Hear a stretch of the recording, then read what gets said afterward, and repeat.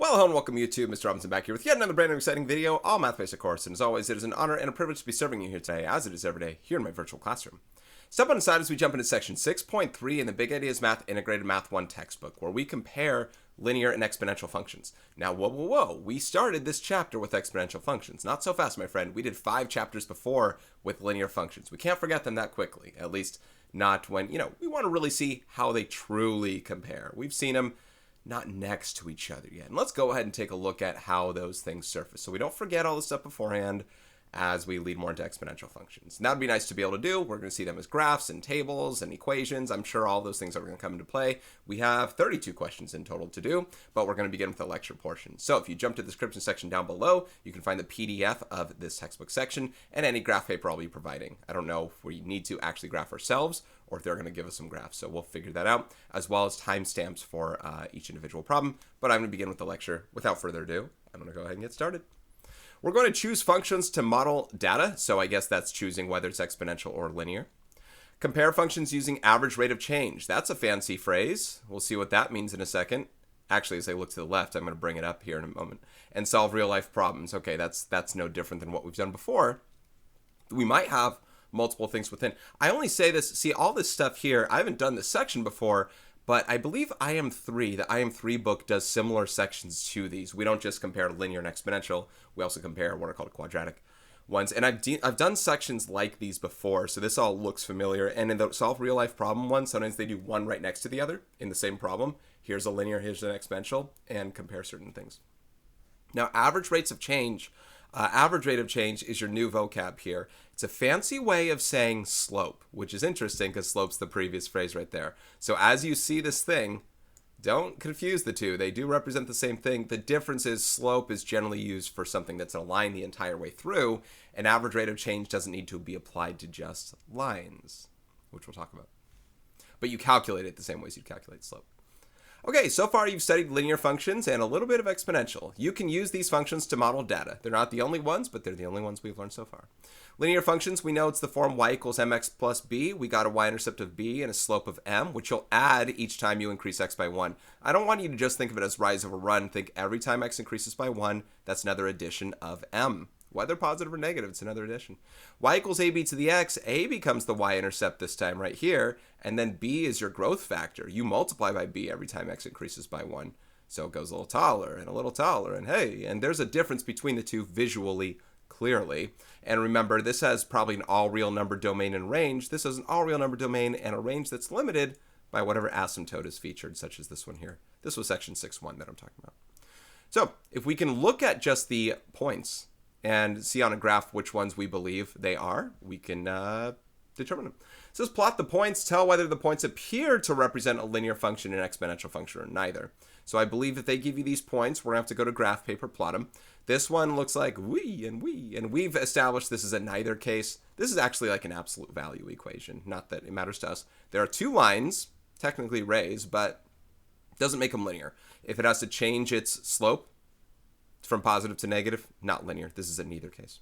This is a linear function. It has a constant rate of change. It's going down 2 over whatever this is, down 3 over 2, negative 3 halves each time. The point is you can draw a line through all the points themselves, and you have it. And this one's exponential. This one has that curvature. It's approaching an asymptote, clearly. I don't think they're trying to trick you on this, but we are dividing by 2 or multiplying by 1/2 each time x increases by 1, so there is an exponential nature to that, which we can witness. We can bear witness to, of course, and those are the 3. So those will be parts of the problems that we do, I'm sure. Get ready for graph paper for us to plot those exact ones. Okay, let's move forward. Differences in ratios of functions. We've talked about these, but you can use patterns between consecutive data pairs to determine which type of function. It sounds like things we've done before. We're just combining them into one to saying, don't forget what these look like and let's do direct comparisons of them. They'll ask different types of questions. But here we go. Linear functions have a constant difference. The differences are constant. And exponential functions, the ratios are constant. You have what's called a common ratio. Now, common ratio is a phrase you are going to hear again later this chapter in geometric sequences. If you remember arithmetic sequences, common difference, geometric sequences, common ratio. So you're being exposed to it beforehand, which is great. That'll make that section significantly easier for us to talk about and for you to learn. So in each case, the difference of consecutive x values needs to be constant. And yeah, that's true. We've seen that before even for exponential functions. It's not that x multiplies by 4 each time as y multiplies by 4. No, it's x adds 1 each time or 3 each time or whatever it is. Then how is y changing? That's our comparison. So we're going to figure out whether it's linear or exponential. It doesn't say or neither, but I'm going to prepare myself for a neither case as well.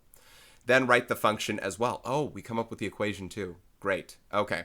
So part A, and I'm going to go based off their example and their markings. You can see x is increasing by 1s and y is decreasing by 4s. It does make it a linear function because it has a constant common difference as x constantly increases. Therefore, now we need to still make the equation. If you know how the equations work for these tables, of course, this is your slope is dividing your rise over run or fall over run. You go down 4 as you run 1, that's your slope. Your y-intercept is the value of y when x equals 0, and that's 1. So our equation in y equals mx plus b form is y equals negative 4x plus 1. So again, it's nice to just go back to that, right? Let's not lose sight of what we're doing there. You can pick any 2 points in between here to make your slope, but the fact of the matter is if you establish it right here, you're good to go. You're good to go. The x's here are increasing by 1, which is great as a constant difference there. Let's compare the y's. 1/3 times what is 1? I don't know, but 1 times 3 is 3. 3 times 3 is 9. 9 times 3 is 27. This is a times 3, of course. These are all multiplying by 3. That means it has a constant ratio, a common ratio. Y is multiplying by 3 each time. That's what exponential functions do. Now, what's the equation? Let's not forget how that happens as well. This is your b value. What you're multiplying by each time x increases by 1 is your b value, and your y-intercept is a, so 9. So this is going to be 9 times 3 to the x power. Y equals 9 times 3 to the x power. Remember, don't do 9 times 3. It's an order of operations issue there. 3 gets raised to the x first. So that's another set of examples I'm sure we're going to be running into. Obviously, if they do examples here, that means we have similar kinds of examples. Now we have something called average rates of change, and I did mention it's the same thing as slope. In a way, you calculate it the same way as slope, but it doesn't have to be on lines. You can make a line, simulate a line that represents it.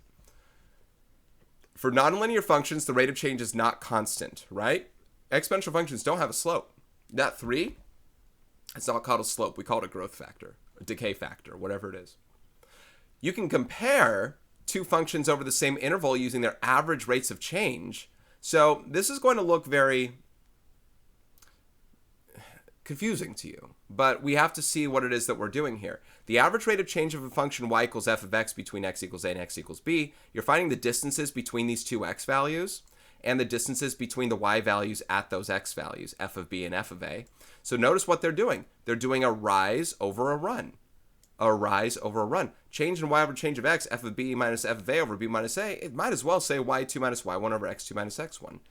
I don't know why they're kind of making it look all, spectacularly different and all that stuff. They are the same thing. I don't want to take away from what they're saying. This is all true.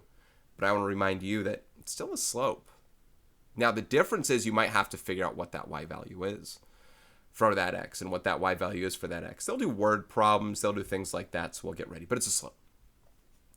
Again, though, this is called an average rate of change because they're saying average over time what's happening. It's like if, look, we do this stuff in real life. It's like if you're driving to somewhere and you start in a slower area and you speed up as you go, or you're running a race, you're like, well, I'm averaging, 6 minutes a mile, even though you started going 7 minutes a mile and then you progressed your way to 5 minutes a mile pretty fast.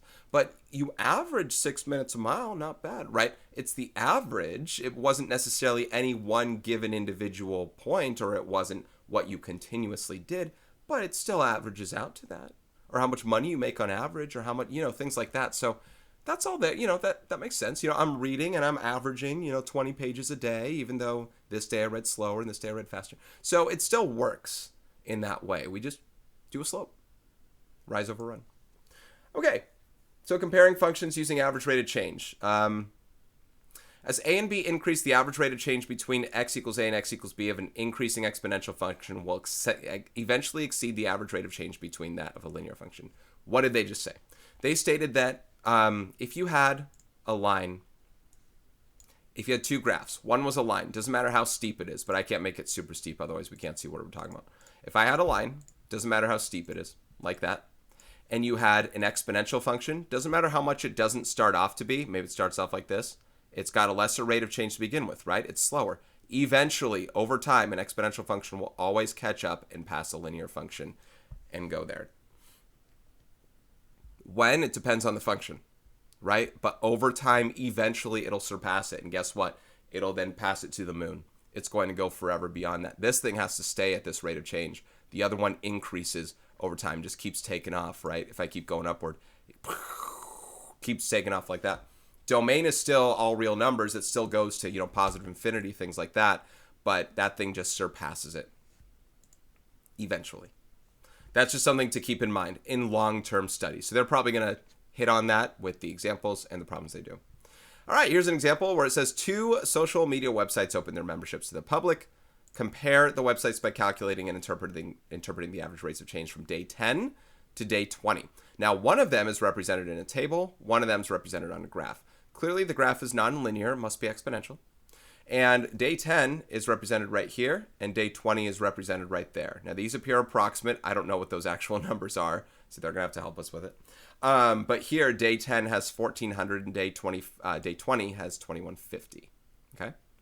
So, it says compare the average rates of change. Now, this one, even if it's a linear function, we can still compute its average rate of change. It's still slope.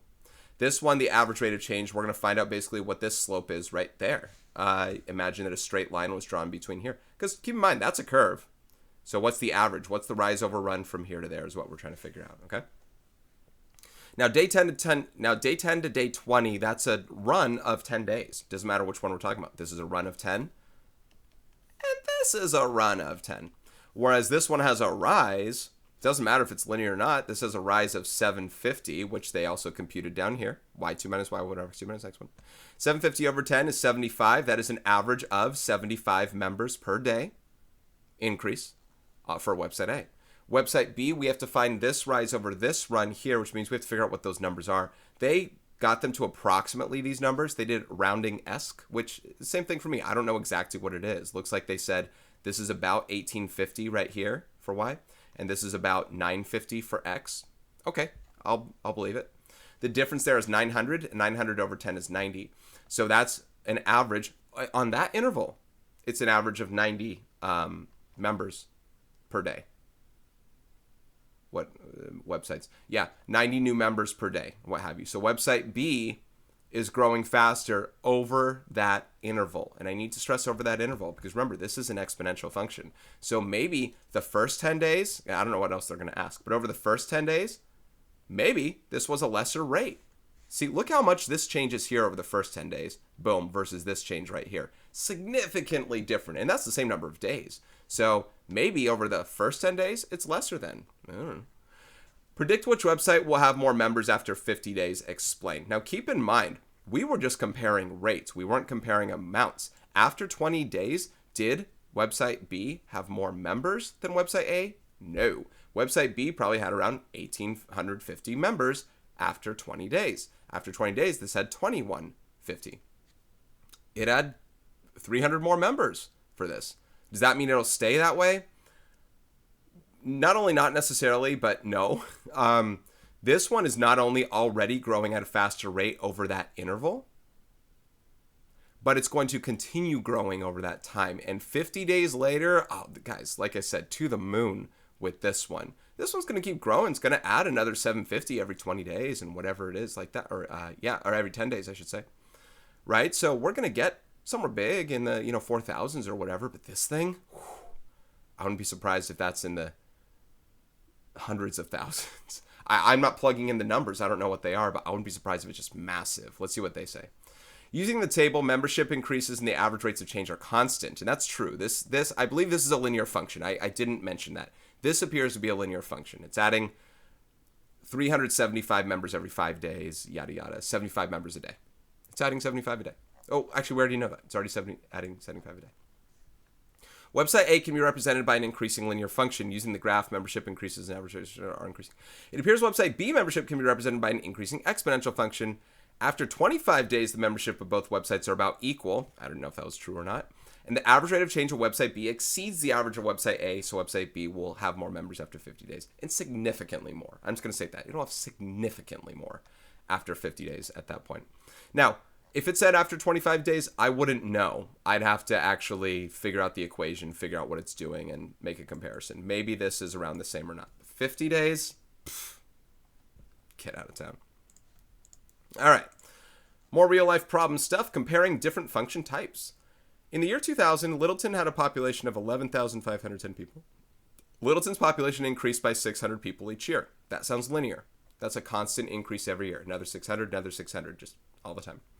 In 2000, Tinyville, Littleton and Tinyville, had a population of 10,000 people, even less.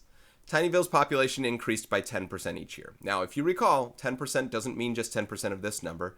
It then means 10% of the next number bigger and 10% bigger. Therefore, that's exponential. It does a little more of that. In what year were the populations equal? Is one thing we're going to ask and answer. Suppose Littleton's population doubled to 23,020 and maintained a constant rate of increase of 600 people each year.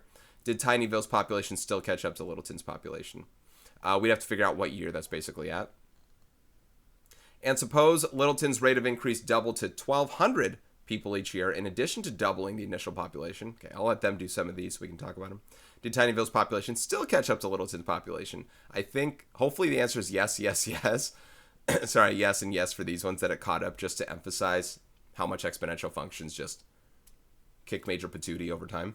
And we'll see what happens. So first of all, we have two different equations here. This one and this one. Now these are not only big numbers, but also one's linear, one's exponential. To find out for what was the question? What year were they equal? It's like solving a system, except you're just solving for the x, right?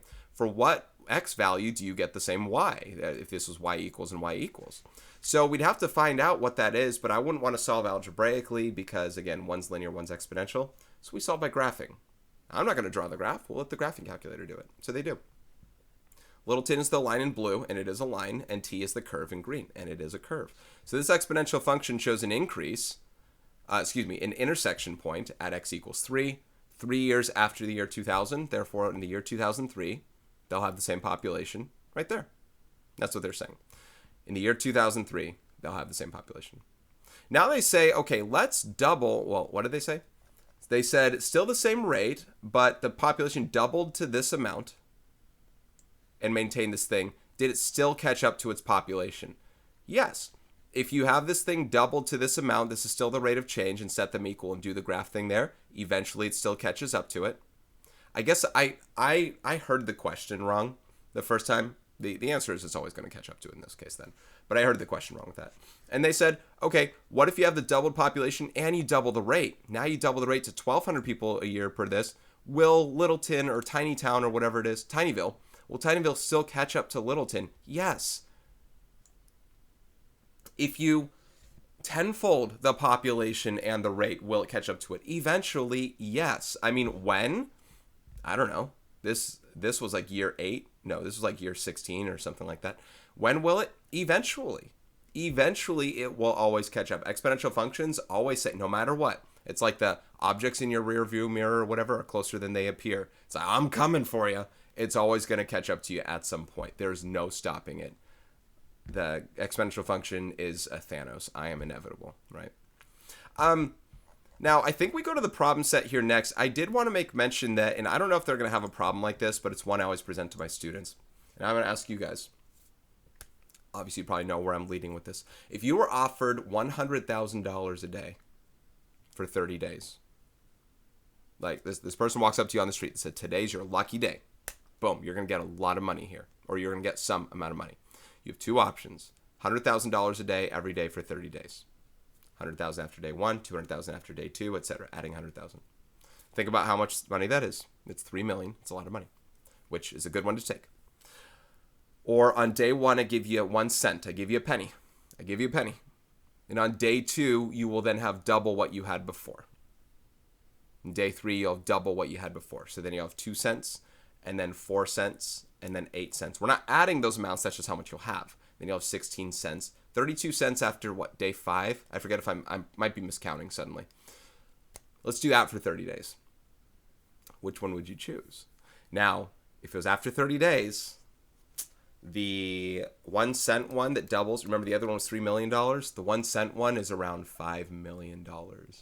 It's Crazy to think about, and in the small sample size to begin with, even after 10 days, it's like, $5 or something like that. You're like, why would I ever do this? The other thing has already $1 million, right? Well, that doubling effect, eventually it catches up. And guess what? If we were talking 31 days, now it's like $10 million. 32 days, it's like $20 million. It keeps doubling, and it doesn't come back. So I wanted to talk about that stuff, and now I am done talking about it.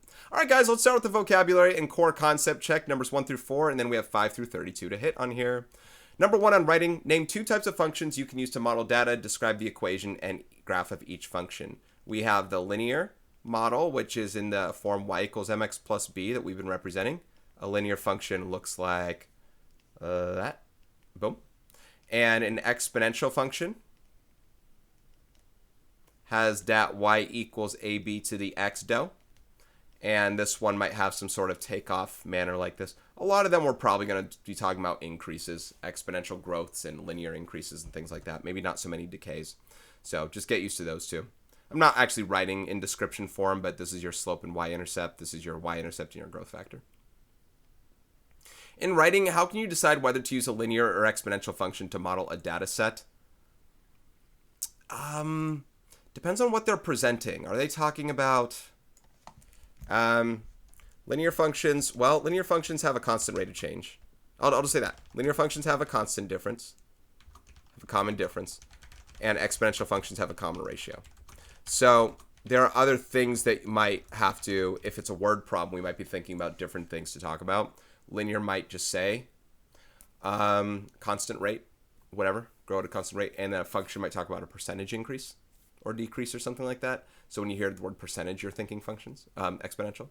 So different things like that. And in a table, we have to compare the values, that kind of stuff.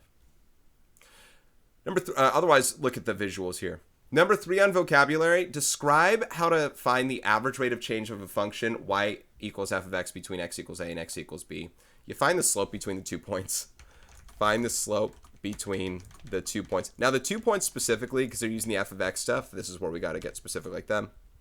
When you plug in a for x, you get f of a out for y. Obviously it becomes an actual value, but f of a means the value of y when x equals a. And the value of y when x equals b is f of b.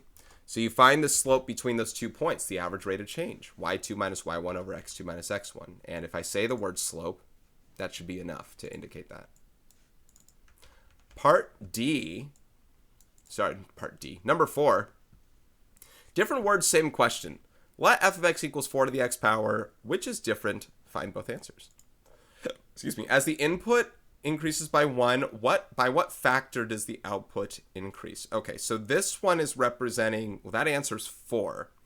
By what factor? You're multiplying another 4 to your output from previously. That's what the 4 is doing there. So that's an option A. It says, what is the average rate of change of f between x equals 1 and x equals 2? That's not 4 anymore. That's, 4 to the first power is 4. That's its output. 4 squared is 16. And that change was up 12 over 1. That's like finding the slope between those values. That's a way different question than that. That's B. Well, this is a slope question as well for that same interval from 2, 1, and 2 minus 1, etc. That is also a B. Sorry, I'm going to write B over here. That's also a B option. This answer's 12. This answer's 12. Not that I'm computing them, but that's the slope over that interval. What is the slope of in the slope right there? So this is option B. So the A is different. This is a different one. This is just saying as the input increases by 1. It doesn't state in which interval. And it's talking about what you're multiplying by, not what the difference is between the values. Slope is a difference between 2 sets of values there. All right, guys, we're going to go ahead and get started with the problem set, numbers 5 through 32. I'm curious what's in the background with me right now. Hershey's, there we go. Numbers 5 through 32. Let's go ahead and get started on them. Numbers 5 through 8, tell whether the points appear to represent a linear function, exponential function, or neither. I'll be honest, I'd like to go rather quickly on these problems here because they're already visually represented. They don't ask me to explain. So let's just go ahead and put AO 5. 5 appears to be exponential. I don't know how much I want to necessarily explain on it other than it has that curve. It's approaching the asymptote. It's clearly not linear. There are neither cases, and we're going to have to look into them. Number 6. I want to make sure that a line can still go through these. Let me just kind of, yeah, they appear to be linear, collinear, if you will. So that appears to be linear on number 6. Doesn't matter that there's a gap there as long as it still forms a straight line. Linear like Greg Kinnear. All right, number 7. Now, number 7 is 2 different sets of lines, right? It has a set right here and a set right there. When it's broken apart like that, doesn't matter that it's the same rate of change. They're in different spots. That is a neither case. Non-linear, definitely not exponential. So, neither. And then number 8, probably back to exponential again, right? I should probably just be drawing the curves through these things. So, boo. And then number 8 looks to be exponential again, only this time an exponential growth as it approaches the asymptote there. See, we're doubling our values, times 2, times 2. And the last ones we were dividing by 2, taking half your values, half of it, half of it, half of it. So 8 is also exponential. So very little work shown or indications of that. I think those are pretty good for us to just hit home with. Numbers 9 through 14, though, we do need to plot the points. Let me look quickly at all the sets of points and see what kinds of values we're doing. Okay, some decimals. We're always within -10 and 10. So here's what I'm going to do. I'm going to use, and I'm going to attach this graph paper. I'm going to use these graph axes that we have right here. I'm going to plot the points based off these ones, okay? And then we'll do the indicators. On our exponential on our exponential ones recently, we've been doing the tall graph paper, at least for section 6.1. So -1, -3, 0, -2, 1, -1. 2, 0, and 3, 1. Notice the x's are all increasing. Maybe we get to stick in that order each time. So -1, -3, 0, -2, 1, -1, 2, 0, and 3, 1. Linear. Once again, they're not asking me to explain, so I need no explanation for that. It has a constant rate of change. You could draw a line through them. Number 10. Some fraction stuff involved for the first couple of points, and then no fractions afterward, which makes you think, don't it? Makes you think maybe not linear. Maybe you're multiplying by something a little bit over time. Maybe a common ratio of a certain growth factor, which would make it exponential, perhaps. We'll see. So -1 and 1, -1 comma 1/4, 0 comma 1/2, the old y-intercept. And then 1, 1, 2, 2, 3, 4. That has that curve aspect to it. You're doubling your values. 1 times 2 is 2, 2 times 2 is 4. You'd get 3, 8, or 4, 8 next, right? Dividing by 2 is 1/2 and 1/4. That is pure exponential bliss. Did they say write the equation? No. They said plot and tell. Show and tell. Number 11. These are out of order. Be careful. So on number 11, 0, 0, 4, 6, 2, 3, -2, 3. Ooh. You guys tell me. We're getting some same y values out for different x's. That doesn't mean it's not a function. It's a function. But 4, 6 and -4, 6, both here together? I mean, already I'm telling myself this is a neither case. When you look at 2, 3, -2, 3, it's got that V shape, something an absolute value function would do, but neither linear nor exponential. Absolutely not. No. Yeah, sometimes it's like I don't need to plot the points to tell me what's going to happen if I can recognize what's happening within the numbers themselves. I get matching y values out, and it goes down and back up again. See, quadratic functions, not that we're doing any. Quadratic functions can go down and back up. Also, neither linear nor exponential, but that was not even quadratic. That was an absolute value function. And I'll try and call out what they are if I can recognize them, or if they exist as a name. Otherwise, hopefully there's linear and exponential. Also out of order, a little bit. -1, -1. -2, -6. Whoa, hey-o. 0, -2. That's different. 3, 1. Okay. And 2, -2. Well, I couldn't tell you what that is. Maybe it's some sort of cubic function. Maybe it's something where it goes here and then here and back up again like that. Pew! Cubic function. That's neither linear nor exponential. That's in neither case. That's a get out of here kind of problem. Number 13. Got some decimals here. Now, decimals are not indicators one way or the other on whether it's linear, exponential, or neither. So let's take a look at what's going on. We got -3,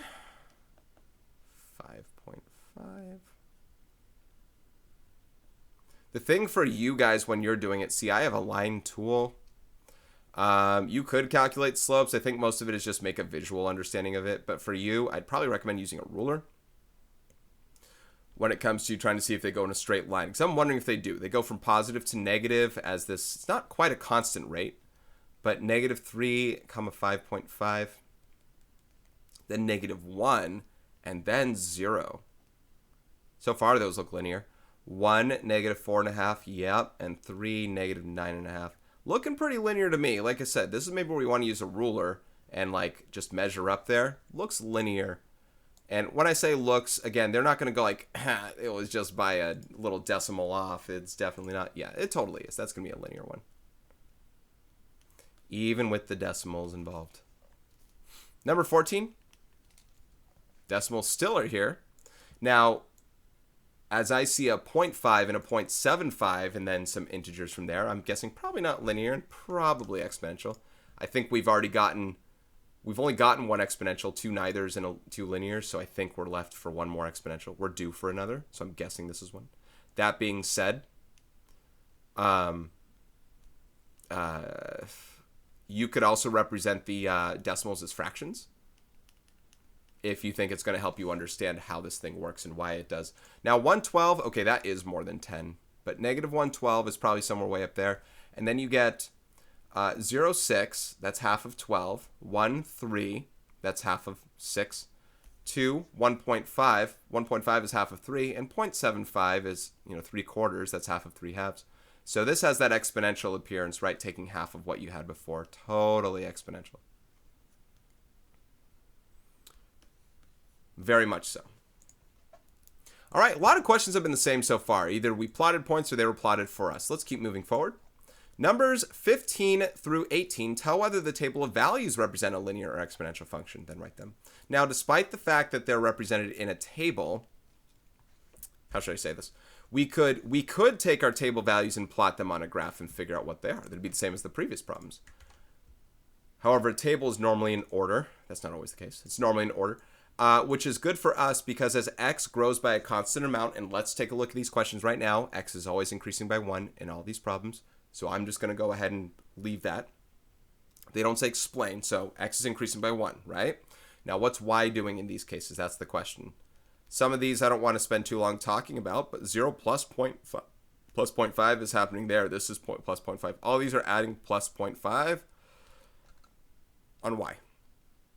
As x, I'm just going to state as x increases by 1. That's important for slope. So this is linear. It has a constant rate of change, right? It's linear. Now the equation is going to be y equals mx plus b. Now my slope is you rise 0.5, you run 1, 0.5. You can do that. You can do decimal or fraction, 1/2. Plus b, your y-intercept, it's minus. Your y-intercept when x equals 0 is y is negative 0.5. So 0.5x minus 0.5 is the equation, as it is also linear. Linear, like that. Number 16. See, they're not shying away. I understand this is an exponential chapter, but they're not shying away from giving you some of your linears, some of your neithers, in the case with exponentials. So you just don't forget what they look like and what we do with them. It's great that they have that in here. Really, it is. Because it can be dropped immediately, right? You learn a new thing, and you're like, oh, I forgot what linear was. This one, again, x's are increasing by 1, yeah? Now this time, 1 times 5 is 5, and so on and so forth. I actually don't think any of these are neithers. They don't say or neither. 1/5 times 5 must be 1, and it is. So that's your growth factor. That's your b value, b. And your y-intercept is your a. So a is going to be 5. They're both 5. So this is an exponential function. I'll just put exp. The equation is y equals a times b to the x power. Hopefully we started to get pretty good at the how you write your equation based off of a table, because I graph based off of that equation. Now I want to use that. Number 17 sure don't look linear to me. The difference between 8 and 2 is not the same as the difference between 512 and 128. So when we're testing for linear versus exponential, maybe it's not so obvious. Sometimes it is so obvious. And I'm not stating it is exponential, but I'm stating it can't be linear. So my only worthy test is exponential. Now, what are we multiplying by? And it's not what we're dividing by. I want to know what we're multiplying by. Kind of hard to tell, right? Maybe go from these. Okay, let's say for a second, 8 divided by 4 is 2, and I agree. So if we're dividing by 4, what's that the same thing as multiplying by? 1/4. And 32 divided by 4 is 8 indeed, so that's another times 1/4, and this carries on forward. They're not tricking you here. It's not a neither. X is increasing by 1, y is increasing by a factor of 1/4. Also an exponential function. Sorry, decreasing. It's decaying by a factor of 1/4. This is y equals, oh, we don't have the y-intercept though. This one's a little different. We need to find out the value of y when x equals 0. So 512, something times 1/4 is 512. So let's just think backwards here. If this is divided by 4 this way, or times 1/4, this way we're multiplying by 4. 512 times 4, 2048, that's your y-intercept. So that one's a little bit trickier to come up with. You got to use some recursion there. You have to use parentheses around this 1/4, absolutely. But that is your y-intercept. Takes a little bit more work on that one, right? I would imagine that would have been number 18, as number 17 I figured would have been a linear version of that, but number 18 is the linear version of that exponential. Because here's the thing, 18 looks quite linear. As x increases by 1, y is decreasing by 3. Am I right? Am I right? It looks to be decreasing by 3. You can put minus 3, it's cool. Add a negative 3. See, I think the book does say plus negative 3. I'm fine with saying minus 3 here. So your slope's negative 3, because it's negative 3 over 1. X is increasing by 1 there, right? So this is linear. Y equals mx plus b is y equals m times x. Now, plus b is your y-intercept, the value of y when x equals 0. And that's the next one forward. When x equals 0, we got to subtract another 3.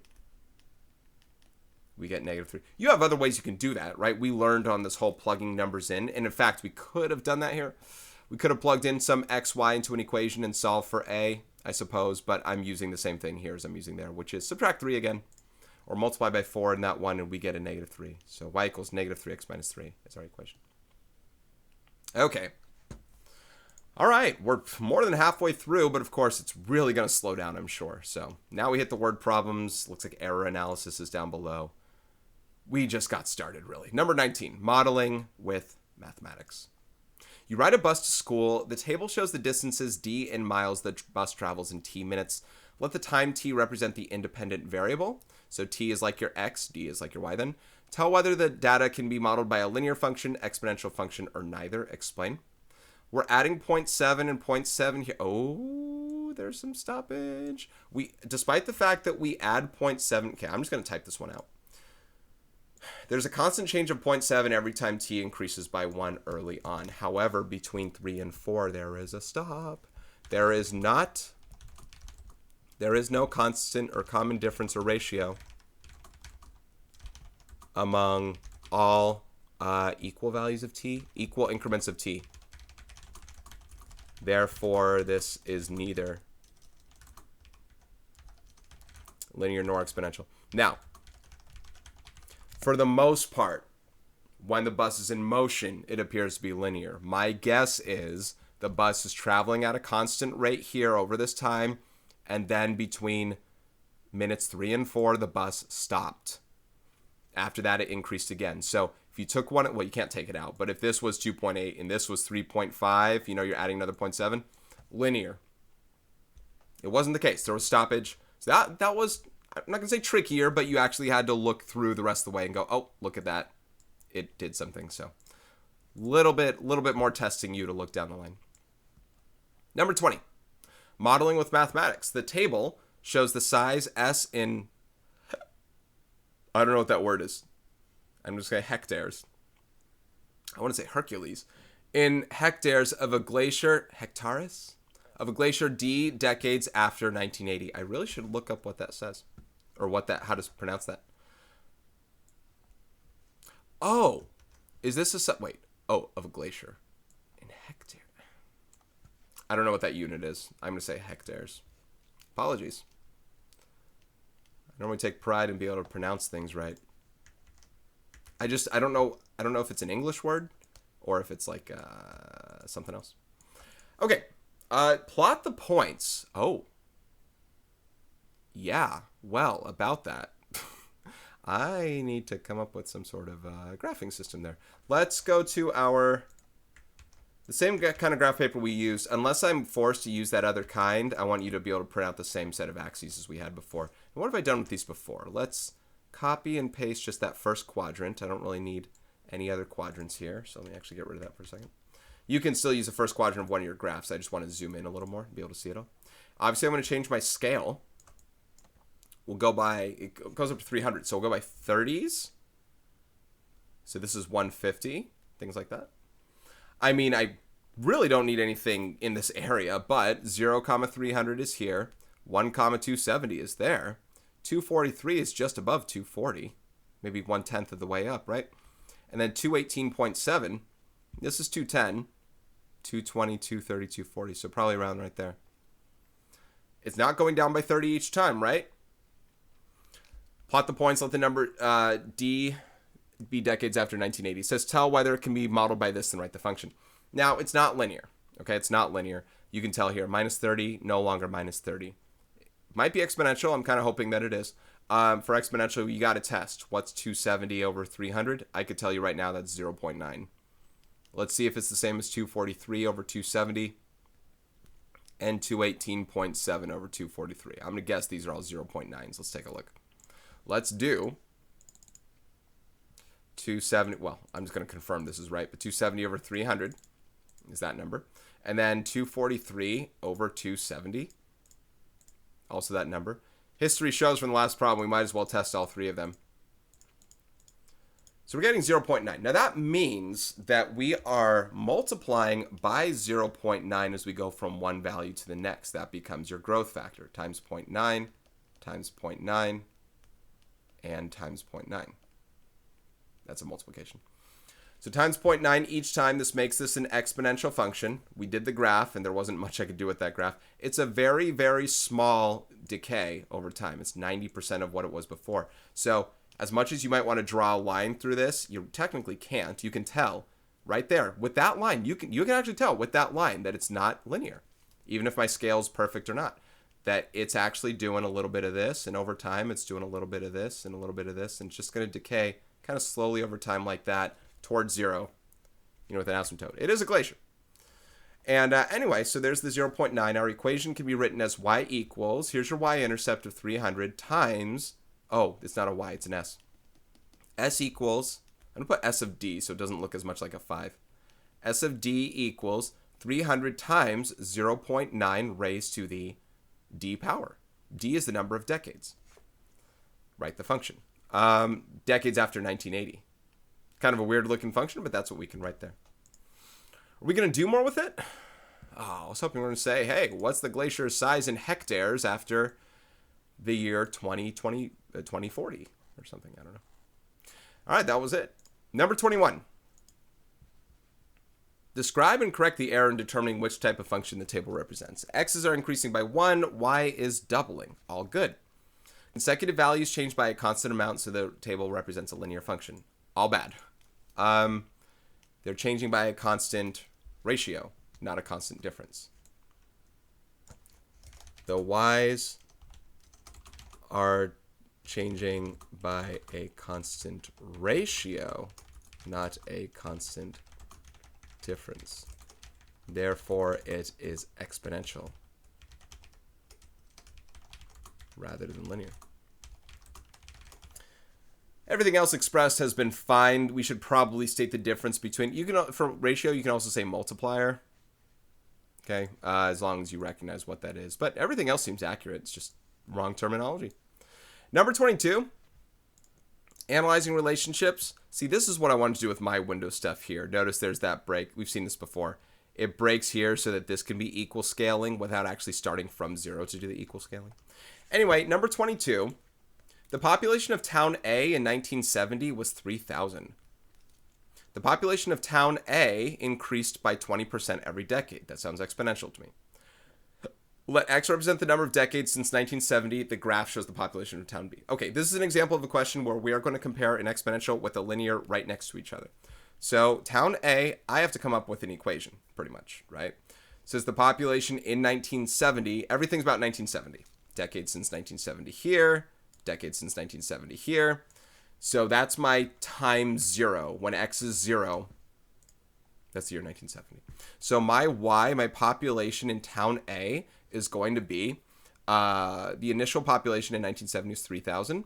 And then it's increasing by 20% every decade. If x is the number of decades, we'll do 1.2 to the x power. We learned this portion from the last section.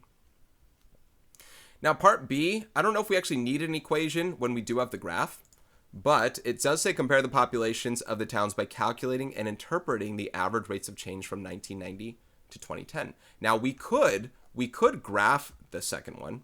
I'm not intent on doing that. I'm just intent on figuring out what the values are. In fact, what I might do on these, they called that y. I was thinking of using function notation, but that's okay. We'll figure it out. Anyway, so for A, we're going to find out the slope between those years, right?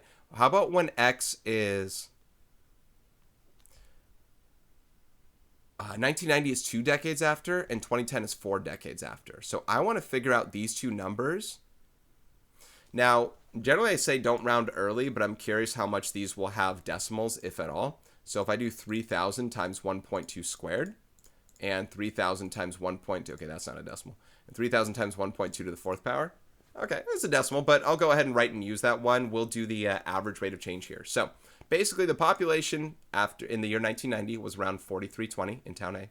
And then in the year 2010, it was around 6,220. I know there's a decimal, but I'll leave it. The difference between those two is how much the population changed over those 20 years from 1990 to 2010.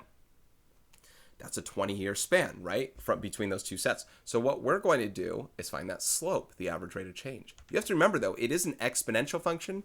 The average rate of change is just on average, though. On average, how did it do? So your slope for town A is going to be y2 minus y1 over, well, do they say per decade? The average rates of change. Should I do per decade over per year? I'll do just per year. So you could do 2010 minus 1990. I'm going to technically do 40 minus 20. Oh, let's see. What should I do here? Should I do on a per year basis or per decade basis? I'm going to do on a per decade basis because 40 minus 20 wouldn't make sense here. I either do 2010 minus 1990 or I do 4 minus 2. I'm going to do on a per decade basis. Plus, it might give me a better decimal. So I'll do this minus, I'm doing this on the calculator, 4320 divided by, and 4 minus 2 is 2, right? So we're going to be getting here, just so you know, the top difference was 1990.8, and yes, I'm using the exact value, divided by 2, and now that's 950.4, so it's around 950. Let me actually put that below, because I still got to do it for the other one. So 950.4, which is around 950 people per decade. That is the average increase of the town from 1990 to 2010. Now, from 1970 to 1990, it wouldn't be this sharp. It's not linear. It's exponential. So it's a curve. It would have had a lesser rate of change at an earlier time. This one is constant. This one we got to find out from years 1990 to 2010. So we got to approximate, because we don't have an equation, but I guess we could make one. But here, we got to approximate what is, this is year 1990, 2 decades after 1970. And here's 2010. That looks to be right on that point. This one here, I'm going to kind of conceal that. That looks to be probably halfway through. I'm just going to pretend it's halfway through. Halfway through what? 4750 and 52. Okay, this is 5,000. So halfway through is going to be 5125. 5125 here, and this looks to be right on this number. This is 6,000. This is 6250. So for this one, slope-wise, we're going to do y2 minus y1 over x2 minus x1 here. For the slope of B, this is y2 minus y1 over x2 minus x1. Same thing on this is a per decade basis, not per year basis. So let's go to the calculator for that one as well. I believe the first number is going to be 1,125. So 6250 minus 5125. That's 1125. And let's divide that by 2. That's going to be a smaller amount. That's 562.5. What which is around 560 people. Look, I'm just going to say 560 just to kind of keep it there. 560 people per decade. Doesn't matter if I turn it to 563 or not. It's still less than 950, right? So it says interpret the average rates of change. Well, that is interpreting the average rates of change. When it says compare them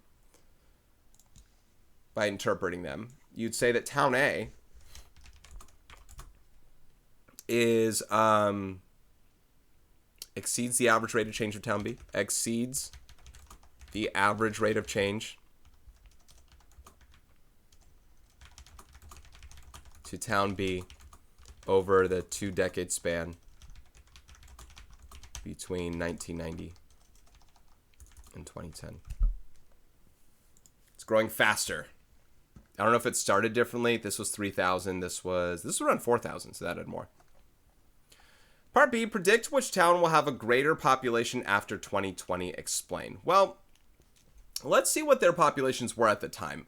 This one is 6,250. This is 6,220.8. That's just 30 less than this one. And this is already at a greater rate of change. This one's already at a greater rate of change. 10 years later, forget about it, man. It's going to pass it, right? So this is kind of what the lecture portion was saying as well. Although town A has about 30 less people in 2010 than town B, it is increasing at a faster, its average rate of change over the previous interval was already faster and will continue to increase. Versus B, which will just stay the same. It's going to only add around 560 people per decade. Therefore, and this is without plugging them in, but therefore town A will have more people after 10 years. For sure. It's at least expected. Now, if we actually did the computation on that, which I could do, we could do, what number do I need here? Town B would take the 6,250 plus, and I'll be generous with them, I'll say 563. The next decade, we'll add another 563, right? Now, A, you could just add the 950 and it would be greater because that was the average before, but it's just going to increase over this time even more. I actually have an equation for this one. This is 3,000 times 1.2 raised to the, let's do the 5th power. That's 5 decades later in the year 2020. Look at that. Now it's over 600 people more, and it's just going to keep taking off from there, right? So it clearly has more, it would have had more, and it would keep going. That's part B. We done. Let's analyze another set of relationships. We have a table, we have a graph. Three organizations. 3 organizations are collecting donations for a cause. Organization A begins with 1 donation, and the number of donations quadruples each hour. That actually sounds exponential. Quadruples is times 4 every hour. Are these all in hours? Yes, yes. Okay, so organization A begins with 1 donation and quadruples every 4 hours. Notice they are using T. The table shows the number of donations collected by organization B. Okay, I'm going to go straight into writing equations if I'm able to, just to kind of have them there. I hope that's okay. So organization B looks linear. You're increasing. You're adding 4 donations every hour. Not multiplying by 4, but you're adding 4 every hour, starting from 0, by the way. And then organization C starts with 1 as well. You kind of need to start with 1 on the exponential ones, but it starts with 1, and notice it's tripling every hour, times 3, times 3, times 3. Now, when I say 1 times these to these powers, I actually don't even need the 1s, just like you don't need the 0 for the other one. I'm going to say 4 to the t power, and this is 3 to the t power. Straight up, I'm writing equations off these. I don't know if that's what they wanted me to do, but it's clear as day what they have. Part A, what type of function represents the numbers of donations collected by organization A, B, and C? So part A is exponential, B is linear, C is exponential. A lesser exponential than A, but exponential nonetheless. Exponential.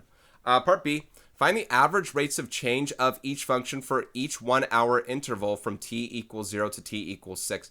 You know, this is a good time to actually just use these equations and give you the idea of what's going on there. In fact, if you don't mind, I'll probably use function notation. I'll call this A of t, B of t, and C of t. That way we know exactly which ones we're talking about. So for A of t,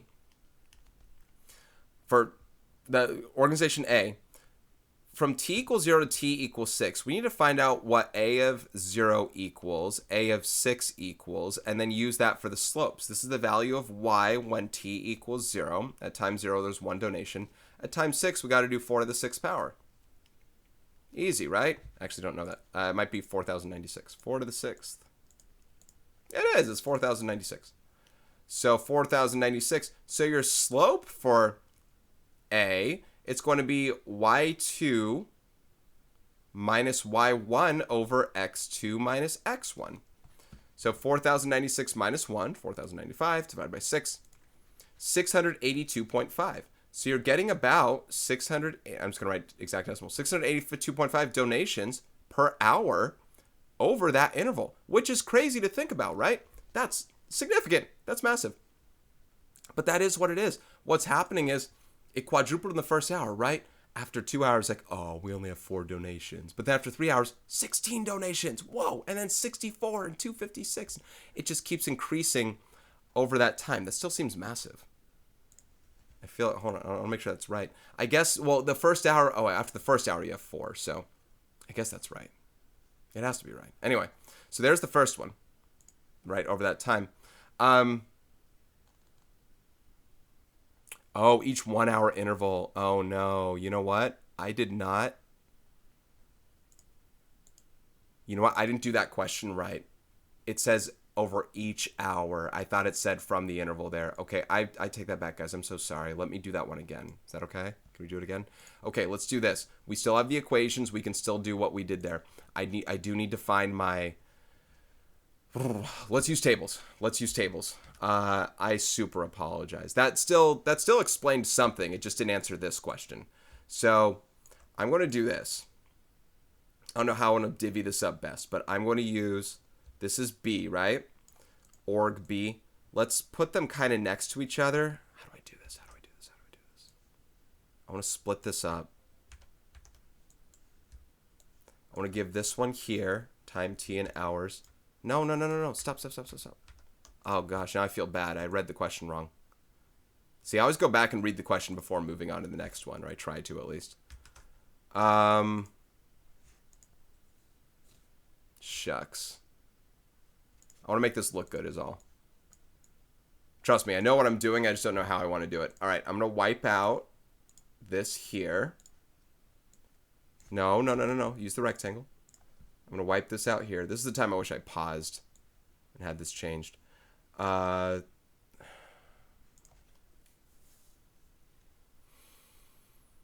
I know what I'm going to do. Sorry about this. Okay. Here's org B. Here's org A. Here's org C. For org A, I'm going to compute these values. 4 to the 0 power, 4 to the first. You just multiply by 4. 4 squared, 4 cubed, 4 to the 4th, 4 to the 5th. Here's my number 4 to the 6th that we had before, right there. Org B is already here. Org C, 3 to the 0, 3 to the first. Hey, listen, we have most of our numbers. 3, 9, 27, 81. Times 3 is 243, times 3 is 729. Okay, what we need to do is come up with each hour rate of change. The change is 1 hour each, so we divide by 1. So we just find the difference between these. So for org A, for hour 1, that first hour, it's a difference of 3. Next hour, it's a difference of 12, and then a difference of 48, and then a difference of 192, and then a difference of...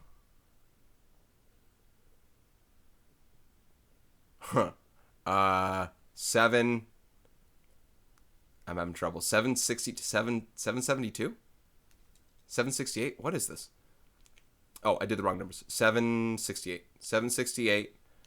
And then this is 3072. 0.3072. So that's the rates of change in each hour. Hour 1, 2, 3, 4, 5, and 6 on average for each hour. Okay, that's what they're asking us to do there. B, the difference is 4 each time, right? 4, 4, 4, etc. So it doesn't change over time. You can see that A does. Obviously, C will as well. Not as much as A. 3 minus 1 is 2. 9 minus 3 is 6. 27 minus 9 is 18. And that's 54. And that's 162. One of my favorite numbers in the world. Think about why. And then 486. Okay. Sorry about that. Figured it out. Part C. For which function does the average rate of change increase most quickly? What does this tell you about the numbers of donations collected by the 3 organizations? So organization A will get the most donations because it has the quickest rate of change over time. It doesn't matter that it had less in the first hour. Second hour, blister is passed and it doesn't go back. It doesn't look back. So organization A will have the most donations. Then followed by organization C. And then org B. I mean, we could look at that a bunch of different ways from our original equations onward, but now that we look at those rates of change, we go, oh yeah, totally. All right, that's part C. This was part B here, and this is part C here. We figured it out, but you can see things slowed down considerably on this, guys. I'm now past the hour mark, and I think I've only done about 4 problems since I said this will slow down, and it really has. Number 24, because these have multiple parts as well. Comparing functions. The room expenses for 2 different resorts are shown. We have a Blue Water Resort, which has a 3-night stay for $1,100. Add additional nights to your stay for $112 per night. That sounds linear. Okay, so for the other is called Sea Breeze Resort. Let's call this Blue Water versus Sea Breeze. All right, this is going to be a y equals. Now, the 3-night stay is $1,100, assuming we have a 3-night stay, I think in general is what we're going to do. The other one says 3-night stay as well. $1,100, and then you do $112 a night in addition to it if X is the number of nights after the 3-night stay. That's what I'm going to work off of for now. We'll see if there's something I have to change later. The Sea Breeze Resort, Sea Breeze, 3-night stay is $1,000, 4-night stay is $1,100, 5-night stay is $1,210. Vacations available up to 14 nights. Each additional night is a 10% increase in price from the previous package. Okay, that part's after. So there's a lot of information going on here. I don't know how to state this, but let's do this for the domain. X. Wait, X is still 0 on that case. I got to think about this one. I don't know what the questions are in full yet. But this one has an initial amount of 1,000. That's after 3 nights. Now, 1,100 divided by 1,000. This is exponential. We've actually seen this number before. It's actually multiplying by 1.1. And this is raised to the x power like that. Now, that's up until... That's for 14 nights. So I'll at least state this for this domain. This seems to be x is greater than or equal to 0. And this domain is x is between 0 and 14 before it does something else. After that, you have to add a certain amount. So we'll take a look at what that does. I've just come up with the equation so far. Part A, for what length of vacation does each resort cost about the same? This is where I'd want to go to the graphing calculator, and hopefully it's within the first 14. Oh, 14 nights. Hold on. This doesn't go to 14 because this is the 3rd night here. We got to make this 11. Okay, let's see. Because here's the thing. Blue Water Resort costs $100 more for the 3-night stay. But because exponential functions eventually catch up to it, this time maybe in a bad way for your stay, that eventually it ties it and surpasses it. So I'm going to do 112x plus 1,100, and then 1,000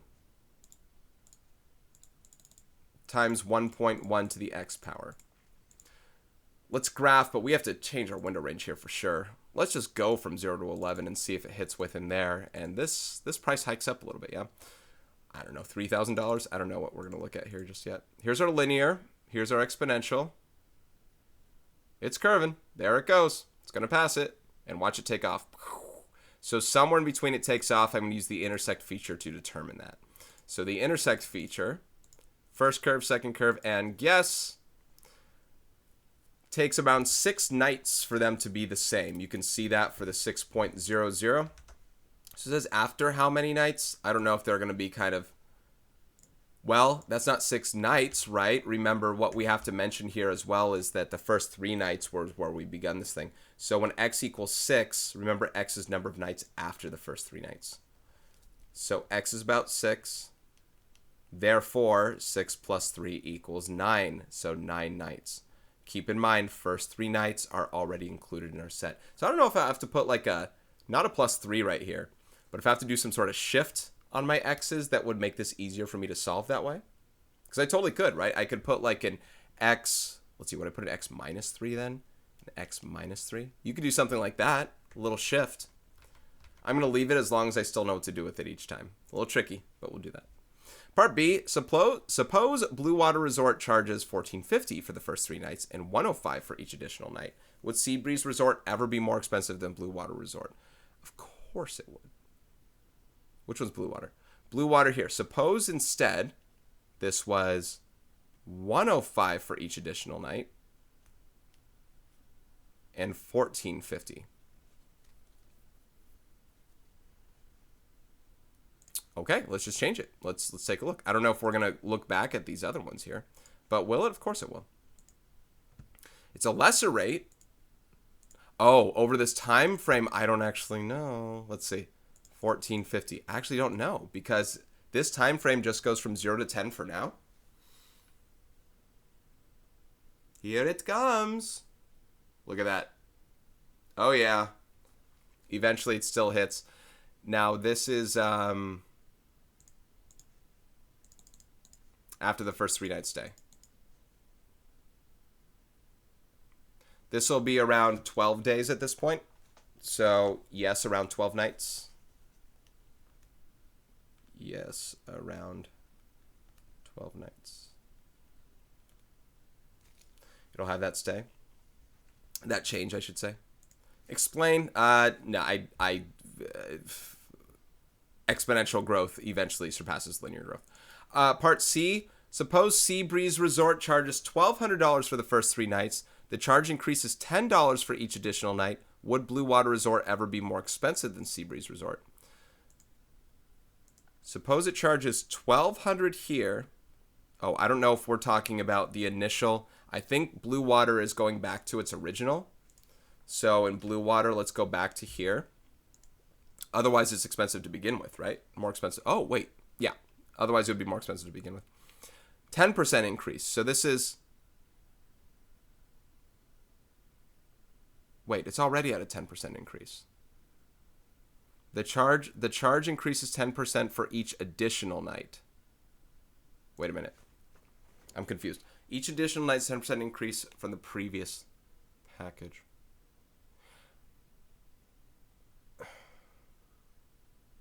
Maybe they mean it's now 1.2. I don't actually know what they mean here, but the idea to me here is that it's already greater in value. I mean, listen, I can't tell. I can't tell if it's, oh boy.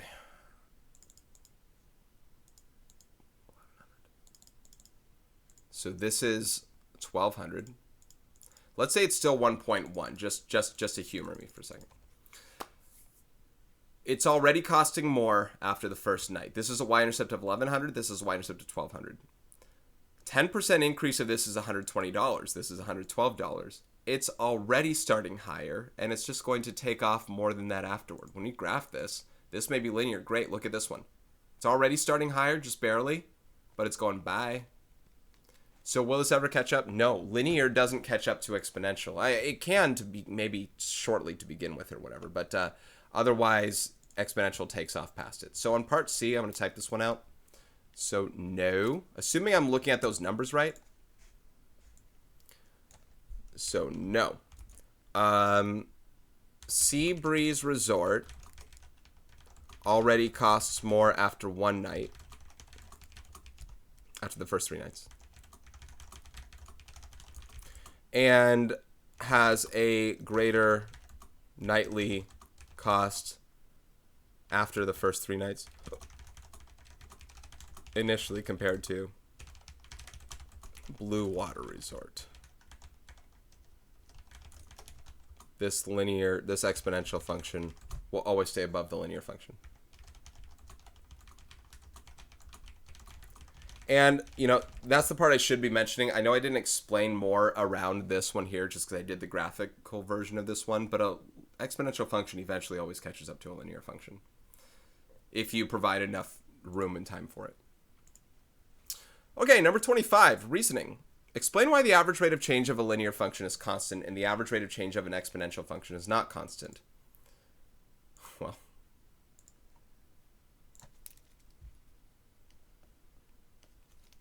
a linear function is defined by having a constant rate of change.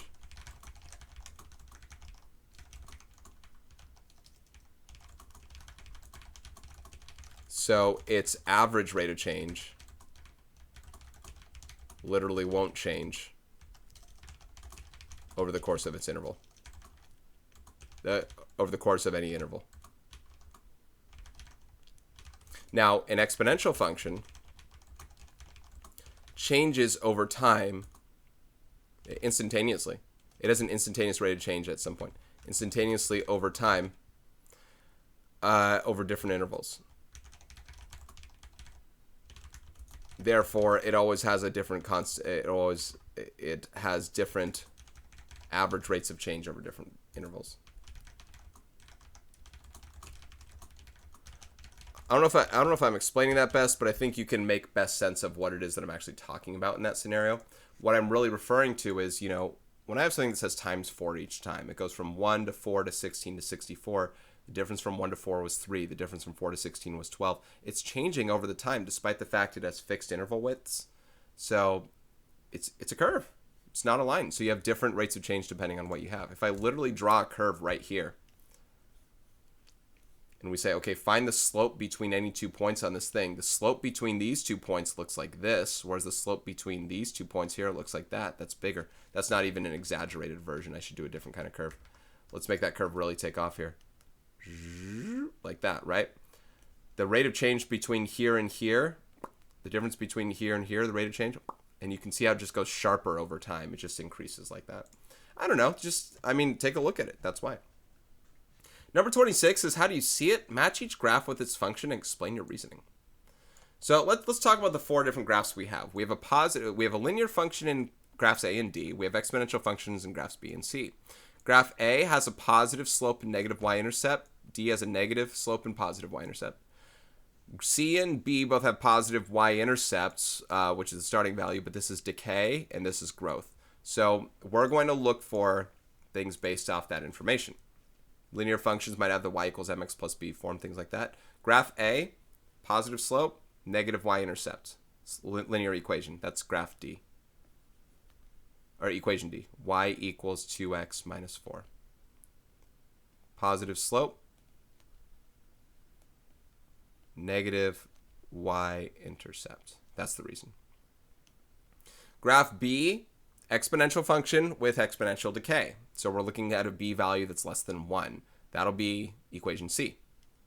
Equation C is y equals 2. There's a, I guess both of them have an asymptote at 1 plus 1. So exponential decay. Part C is exponential growth. That's going to be graph B, or equation B. That 4 is what's happening there, so exponential growth. And part D is, graph D is by process of elimination. This should be equation A, which wait a second.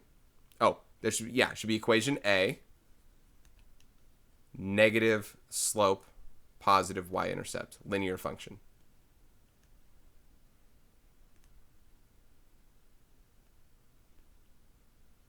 Well, when I say slope, that is probably implying that it's linear as well, right?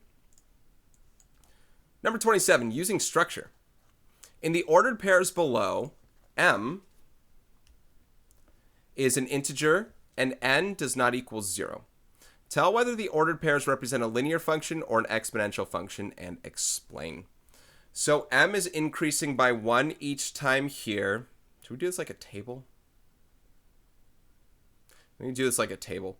We have, so m is increasing by 1 each time, and it's increasing each time. It's just easier to see things that way. So here we go. Here are x's and y's. We start with m, which has the y value of n. Then we have m plus 1, which is a y value of 2n. And then m plus 2. Then we have 4n. Now, can you tell what's happening? M plus 3 has 8n, and m plus 4 is 16m. Okay, how are things increasing? My x's are increasing by 1. The difference between m plus 1 and m plus 2 is another 1. The difference between those. Now, the y values are multiplying by 2 each time. That's what's happening from 2n to 4n. Doesn't matter what n is, as long as it's not 0. It's doubling whatever happened before. So this is an exponential function. Do we have to write the exponential function? It's an exponential function. As x increases by 1 constantly, y is constantly multiplying by 2.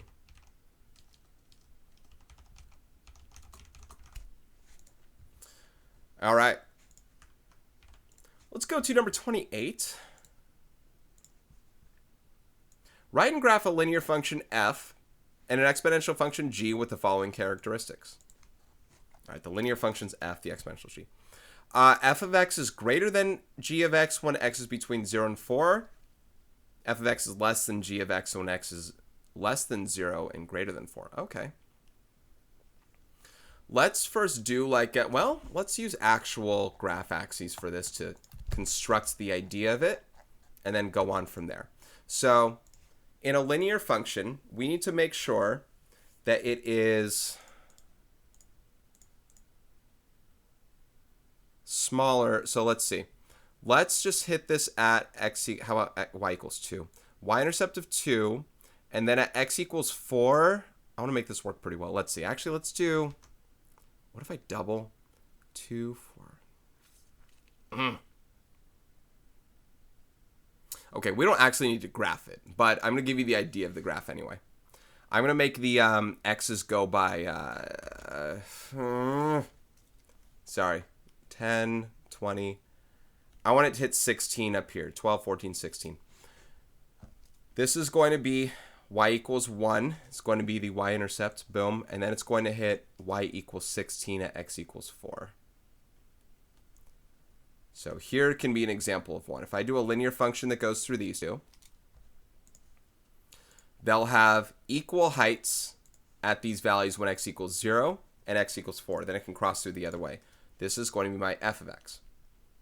My g of x equation is going to do this, and this is where you're going to see the idea of passing through. As we increase by 1, we double it. 1 times 2 is 2. 2 times 2 is 4. 4 times 2 is 8. 8 times 2 is 16. Boom. 16 times 2 is 32, which would pass that. So what we're going to look at here is an exponential function that passes it after x equals 4. And is bigger than it when x is less than 0, when it's negative, because see, the linear function eventually goes negative. This one, oh shoot, this one gets closer and closer to 0 as we move on from there, like that. My curve is getting messed up on that part. I apologize. But there's the exponential. They didn't ask us to draw it, but I'm giving you the idea of the drawing. So what are our two equations? That's our g of x. My equation for my f of x is going to be y equals mx plus b. This is this starts from 1. Let's see. Oh, shoot. We have to find out that slope. That slope is up 15 and over 4. I can write it as 15/4. That's also 3.75. I can say 3.75x plus 1. Interesting kind of equation, but that's how I'm going to use it. So 15/4 x. Either way you want to put it. The other one, the g of x, is I'm doubling each time starting from 1. So I'll just say 2 to the x power, like that. Is that 3.75? I'm not positive, so I'm going to say 15. Yes, I think it is. I'm going to say 15/4. I'm good on my fractions there. Up 15 over 4. Okay. Okay, number 29. Also critical thinking. Is the graph of a set of points enough to determine whether the points represent a Is the graph of a set of points enough to determine whether the points represent a linear function or an exponential function? Justify your answer. You could have more points that change it. It's just over the course of that set, we'd say maybe. Like, what if you had 2 points? Is 2 points enough? No. 2 points could be anything that you want. No, it's too small of a sample size. No, there may be more points that can change the nature of the graph. We only do what we do within our defined set of points that they give us, and they say assume it continues the pattern that you see the rest of the way. But if I had a set of points that were like, you know, I just gave you these ones right here, and I said, hey, is this linear? You say yes, and I say, no, you idiot. This was going to do this after this point. It was going to go down, right? And we don't really know. By the way, I'm not calling you an idiot. That's my way of saying, like, no, you idiot. You know what I mean. Anyway, that's number 29 to me. If they say assume it kind of continues its path, sure, but it can totally change what it does beyond that. Number 30 says, whoa, is that a fractal? What is that? Oh, it's figures. Find 4 different patterns in the figure. Determine whether each pattern represents a linear or an exponential function. Write a model for each pattern.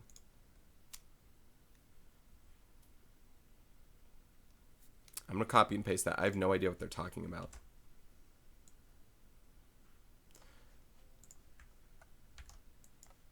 Fine. I'm going to have trouble with this one.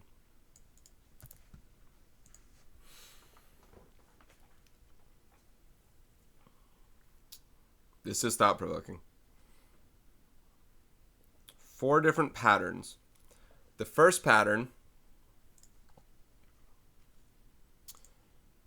I don't know what we call these things, the way that they branch out. Let's call them branches. I was going to say fractals with this stuff, maybe. So how many branches are there? There's 1. Now there are 3. 1, 2, 3, 4, 5, 6, 7. Then there's 7. And then there are 1, 2, 3. Oh, wait. 7, 8, 9, 10, 11, 12, 13, 14, 15. Then there are 15.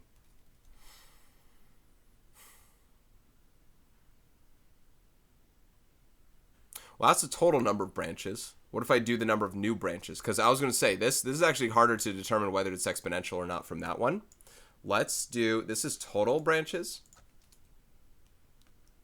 Let's just do new branches. This would be akin, you know, I started to think about this when I was thinking about that, like if I offer you money kind of thing.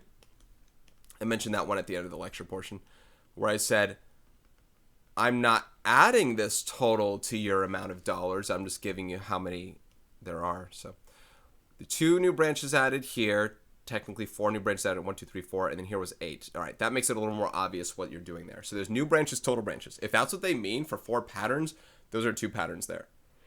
Excuse me. Direction of the branches, I don't know. It goes, well, that's not a number. Length, I can't measure the length, but the length of them, is there a measurement I can do there? What? Let's take this length here and see if it's something compared to the other ones. The length here, is this 2 of these? Copy that, paste that here. Yeah, it looks like it looks like it becomes half the, whoopsie, it looks like it becomes half the size of what it was before. So the length of the branch becomes half of what it was before. That way it doesn't ever cross over, doesn't intersect with other ones. How about that? Length, branch length. Whatever the length was before, I don't know if I say X or something like that, but I could call it like, I don't know, I'll just say 1. If this length was 1, now the lengths of the new branches are 1/2 and 1/4, because it's half of a half, and 1/8, like that. Well, that's new branch length. If I did total number of branches, I can do total branch length as well. Let's see if that does anything. Total branch length would be 1 plus the 2 1/2 is 2, plus the 4 1/4. Oh, look at that, is 3, plus the 8 1/8 is 4. That's when you add all the total branch lengths with them. That's interesting. Is that all they wanted? Oh, write a model for each pattern. Oh, determine whether they're linear or exponential. Okay, so the first one that I did, this is hard. The first one I did is exponential, clearly. Next one.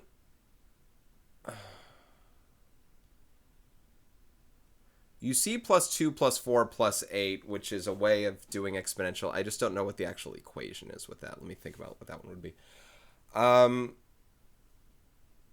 Well, it takes, look at this. You do 4 minus 1 is 3. 8 minus that is 7. Okay, I think that one's exponential. I mean, it is exponential. I just got to come up with the equation based off of it. This one's exponential as it decays, and then the last one's linear. So I don't know how to write the equations and fit them all here, but that first one, I'll call this 1, 2, 3, 4. So 1's equation is going to be y equals, wait, hold on, what are these? N's? It's based on n, so that's, here's the thing about this one. This one's a little tricky, because this is n equals 1. If I said 2 to the n power, because I am doubling, 2 to the n power doesn't quite work there, because 2 to the first power would be 2. I want to make sure that this becomes 2 to the 0 power when I plug in 1, and that this becomes 2 to the first power when I plug in 2. That means I need to make 1 less than it was before. So that one's y equals 2 to the n minus 1. The second one is a little different because it is doing a doubling effect, but not in the way that you'd think. For one, I'm doubling a number and then I'm taking 1 away from it, because 2 to the first is 2, minus 1 is 1. 2 squared is 4, minus 1 is 3. 2 cubed is 8, minus 1 is 7. So I'm doing to the n power, but then I'm subtracting 1 from that whole. It's like this is a horizontal translation, that's a vertical translation, that kind of thing. 3 and 4 should be a little bit easier here. This is 1/2 to these powers here. 1/2 to the, well, now that we understand them, because we're taking 1/2 of what we did before. But again, when I plug in 1 for n, I want to make this 1/2 to the 0 power. So I think I need to make this an n minus 1 as it was before. And the fourth one is linear. This is just y equals n. Whatever, 1, 2, 3, and 4. Whatever y is n is, that's a linear equation. Really weird question. Okay. That was hard. One of the harder ones for me to think about. I don't even know if that's right, but let's move on. Number 31, on making an argument, it says function p is an exponential function and function q is a linear function. I agree. Your friend says after x equals 2, the function q will always have a greater value than function p. Is your friend correct? Explain. No. Exponential functions will always beat linear functions over time. It may have passed it once. Like, haha, haha. To quote, is it Johnny Tran from the Fast and the Furious? Too soon, Junior, or something like that. I forget if he says Junior, but too soon. Too soon, boy. My friend is incorrect, as per usual. Over time, exponential functions, assuming they're increasing, which they are, will always pass linear functions. Doesn't matter how long you need to give it, eventually it'll pass it. Even if you have to plug in a billion, eventually it'll pass it. The extrapolation of this thing is this line goes up like that. This curve eventually is going to find its way and pass it. Okay? Probably not very, I say eventually, it's probably pretty soon from then. Number 32, last question I think too. The table shows the amount A in milligrams of venom remaining in an animal's body X days after being bitten by a venomous snake. So it's a losing amount. Let the number X of days represent the independent variable. Using technology, find a function that models the data. So like graphing calculator. How did you choose the model about how much venom was initially injected into the animal's body? Explain your reasoning. So I don't know if we've taught you how to do what we're about to do here. Did we get to use linear regression in that? See, I forget what section it would be, but we might have gotten to use this function called linear regression in our calculator. If so, awesome. Problem is, this ain't linear. This one appears to look like you're taking about half of what you did before. Is it exactly half? No. Half of 10.2 is 5.6. Half of 5.6 is, half of 5.3 is 2.65. Half of 2.5 is 1.25. And half of 1.2 is 0.6. So is it exactly half? No. Is it about half? Yes. It's about exponential. So we can kind of come up with something that represents that for ourselves. So given an exponential function, I want to use exponential regression. About half every day. So about half. Now, does that mean I put in 0.5 for my number? No, I'll let my calculator do what it's going to do. So here's what I'm going to have it do. Now, I don't know if we got to use exponential regression things before, or linear regression things before, but this is where I'm going to substitute values into here. You can go to an online calculator and type exponential regression, do the same kind of thing I'm about to do here. But I'm going to type in these numbers. I'm going to show you this to begin with. First of all, I'm going to clear out these equations. Now I'm going to show you on the calculator what these points look like. Oh, hold on. Now I'm going to show you what these points look like on a calculator. Here. That's what they look like. That looks pretty exponential to me. Now there's a thing called linear regression. I'm sure we did linear regression because we did correlation coefficients, right? Let me turn diagnostic on here. Give me a second. Diagnostic on. If you've done this with me and you already turned diagnostic on here. If I did a linear equation here, I would go to stat, calc, and lin reg, and it would give me an equation. It would give me an equation. The correlation coefficient ain't bad. It's kind of strong. It shows that there's a direct relationship, that's a negative relationship between these things. I can even plug the equation into here. What did I just do? I can plug the equation into here like that, and I can show it on the calculator. That graph, that's the best line of fit. Yes, we did line of best fit, right? That's the line that best goes through those.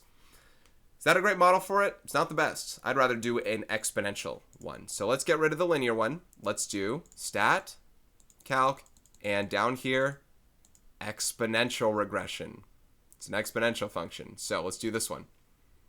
Take a look at that R value of negative 0.998 compared to the other one was negative 0.93. Significantly stronger. Now, if I plug that equation into here, and I have to write it down in a bit, but if I plug that equation into here, I get crazy looking one, but the graph, much better. Is it going to hit right through the points? No, it's going to be the best curve that fits through those points, though. The best one. It's a pretty darn good curve. So when you look at this equation, I'm going to round some of these numbers here. Let's round it to about 20.1. So I'm going to say, and this is A. Here, this is A of X equals, and about 20.1 is our initial value there, and times, take a look at the thing here. I said I'll only put 0.5 if it gives me. It says 0.504. That's around 0.5 into the x power. To the x power. If you go back to this one, actually, up here, a times b to the x. 20.1 times about 0.5 to the x power is what I'm going to use. Like that. That'll be my equation. How did you choose it? About how much venom was initially injected into the animal's body. Explain your reasoning. So I chose this. I wrote it above, but I chose an exponential regression model because each value, each amount is about half of the previous day's amount. And the equation shows exactly that. Now, the initial amount would be kind of the y-intercept. That's not 10.2. That's going to be this one. It's about 20.1. So when x equals 0, on day 0, initial amount is around 20.1 milligrams of venom. And that should be it, right? That's based off the y-intercept that we have here on our model. That's what our model would say as well. You plug in 0 for x, that's what we're going to get. So that's it. Guys, that'll do it for this one. This is Mr. Robinson. Thank you so much for watching. And that concludes the first half of this chapter, section 6.1 to 6.3, for which we will do a quiz review on afterward. So everything from graphing exponential functions to using exponential growth and decay models. And now we compare linear and exponential functions all together. So they all mesh as one. I hope you're getting the feeling of what they're doing. I know linear took hold in here a little bit.